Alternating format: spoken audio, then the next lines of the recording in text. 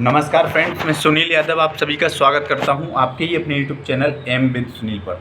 दोस्तों, आज के इस वीडियो में कई इंपॉर्टेंट इन्फॉर्मेशन आप लोगों के सामने डिलीवर करने जा रहा हूं, जिसमें सबसे पहले 69,000 शिक्षक भर्ती का जो मैटर है कैसे सॉल्व होने की संभावनाएँ हैं। इसमें क्या 22,000 सीटें जुड़ेंगी, क्या इसमें पूरी 19,000 सीटें जुड़ेंगी, या 6,800 की लिस्ट में सिलेक्टेड अभ्यर्थियों को सभी को नौकरी मिलेगी, या लिस्ट रिविजिट होगी, इस पर भी बात करेंगे।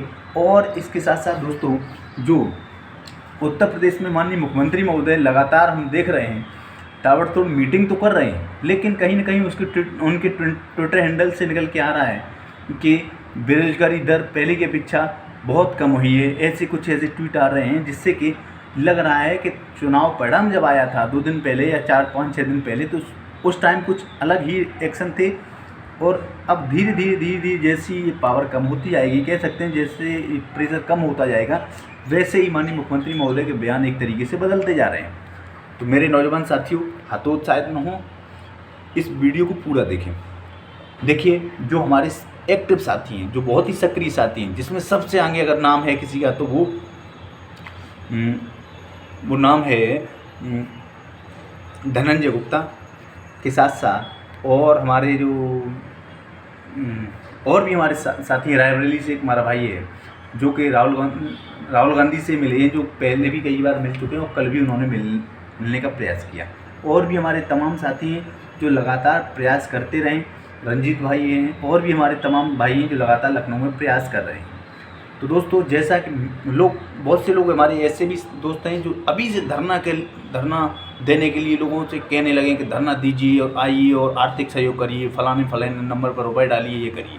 दोस्तों, आपको एक बात और पता होनी चाहिए कि हमारे इसी 6800 की लिस्ट में सिलेक्टेड कुछ ऐसे साथी भी रहे जिनके कारण ही आज हम लोग इतने दिनों भटक रहे हैं। ये बात केवल हम नहीं कह रहा हूँ, ये बात कई अधिकारियों ने बात कही है, कई मंत्रियों ने भी इस बात को कहा है कि आपके ही समाज के कुछ लोग।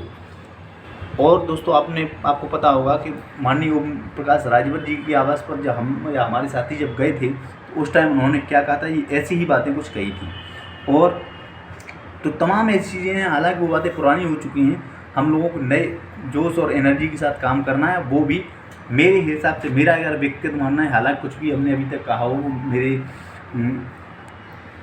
तमाम चीज़ें हैं, तो मेरा कहने का मतलब ये, जब हम लोगों का कोर्ट ऑर्डर आ जाए उसके बाद ही हम लोगों को प्रयास करने चाहिए।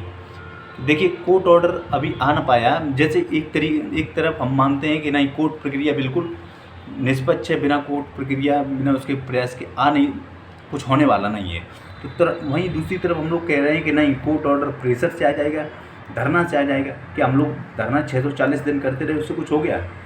धरना में लाखों रुपए नहीं, करोड़ों रुपया इकट्ठा हुआ, और उस रुपए के दम पर बहुत से लोग जो अगुवाकार थे या अन्य उसका कहाँ यूज किया, क्या क्या करते थे, कैसे हमारे साथी 6,800 की लिस्ट में सिलेक्ट अभ्यर्थी कैसे इको गार्डन में डले रहते थे वो जनवरी और दिसंबर की सर्दियों में, किस तरीके से रातें काटी। दोस्तों, हमने, हमारे साथियों ने, हम भी उसमें शामिल थे।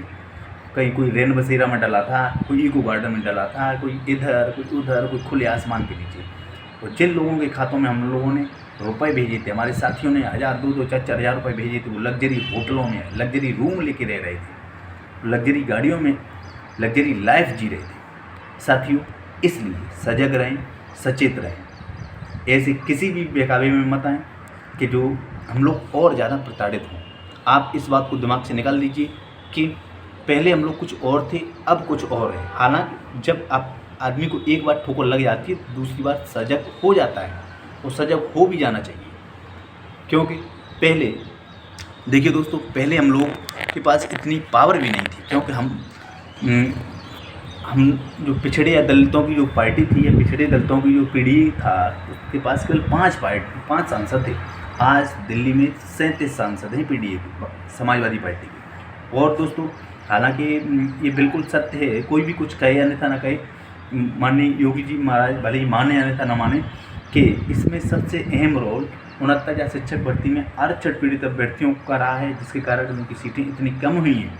तो मैं उत्तर प्रदेश के माननीय मुख्यमंत्री महोदय से करबद्ध निवेदन करता हूं कि माननीय मुख्यमंत्री महोदय, हम सब लोगों को जल्द न्याय देने की कृपा करें, क्योंकि हम सब लोग अगर आगामी उपचुनाव भी हैं, इसके साथ साथ 2027 में विधानसभा चुनाव भी होने हैं, अगर और ज़्यादा प्रताड़ित करेंगे पूरी ओबीसी एससी समाज को, तो आप ये समझ लीजिए वो दुर्दशा हो सकती है भारतीय जनता पार्टी की, जो पहले बीएसपी की हुई या पहले जो कांग्रेस की थी। इसलिए हम मानता हूँ कि माननीय मुख्यमंत्री महोदय बहुत ही क्विक एक्शन लेंगे और छात्रों के हित में लेंगे, हम सभी साथियों के हित में लेंगे। दोस्तों, अब बहुत से साथी कह रहे हैं कि 6,800 की लिस्ट में सिलेक्टेड अभ्यर्थियों का होगा, क्या उसमें याची लाभ मिलेगा, क्या 69,000 शिक्षक भर्ती में जो 22,000 सीटें बच गई हैं पूरी 1,37,000 में, उन सब पे होगा, या 19,000 सीटें पूरी मिलेंगी 27% और 21%।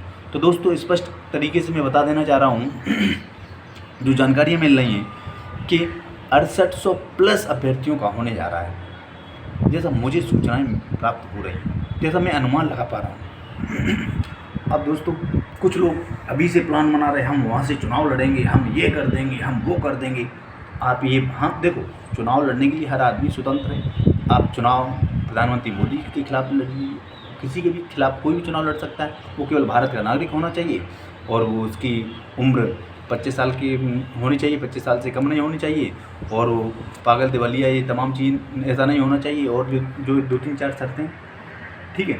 कोई भी चुनाव लड़ने के लिए स्वतंत्र है। कोई इसमें कल 2-3-4 लोगों को हमारे पास फ़ोन भी आए कि फलाने लोग ये कह रहे हैं हम चुनाव लड़ेंगे, हम संदीप सिंह के खिलाफ चुनाव लड़ेंगे। अरे भैया, हर कोई स्वतंत्र है, लड़िए चुनाव, लड़िए, बहुत अच्छी बात है, लड़िए। ये हम लोगों के लिए गर्व की बात हो गई है, हमारे बीच का कोई एक शख्स चुनाव लड़ेगा और जीतेगा तो हम लोग आगे बढ़ पाएंगे और अच्छा कर पाएंगे। लेकिन ऐसा नहीं है कि अमेंडमेंट वाला प्रोसेस करके और इस भर्ती को फंसा दिया जाए और तमाम ऐसी करके और फंसा दिया जाए। मेरे नौजवान साथियों, सजग रहिए, सचेत रहिए। कोई हम लोगों के बीच में ऐसी कोई फूट नहीं होनी चाहिए जिससे कि लोगों को लगे या सरकार को ही लगे कि इन लोगों में फिर मतलब वो फूट डल गई और फिर ऐसा कुछ हो। तो ऐसी कोई बात नहीं है, ना कोई चुनाव लड़ने जा रहा है वो, हालांकि उन्होंने किस हिसाब से कह दिया होगा, और न अभी इतनी किसी की वो इरादे बदल। हर किसी का टारगेट यही है कि हम लोग नौकरी पालें, क्योंकि संघर्ष इसीलिए किया है कि नौकरी हम लोग पालें, और फिर जब नौकरी पालेंगे तो उसके बाद कुछ भी कर सकते हैं। हमारे श्रद्धेय नेताजी माननीय श्री मुलायम सिंह यादव जी पहले एक अध्यापक ही थे। ये हमारा सौभाग्य है कि हम उस गांव से आते हैं, उस क्षेत्र से आते हैं जहाँ से श्रद्धेय नेताजी बिलोंग करते हैं, सैफई से और करहल में जैन इंटर कॉलेज में जिस स्कूल में माननीय श्रद्धेय नेताजी ने पढ़े हैं और पढ़ाया है। हमारा ये सौभाग्य है कि हम उसी जैन इंटर कॉलेज का छात्र रहा हूँ।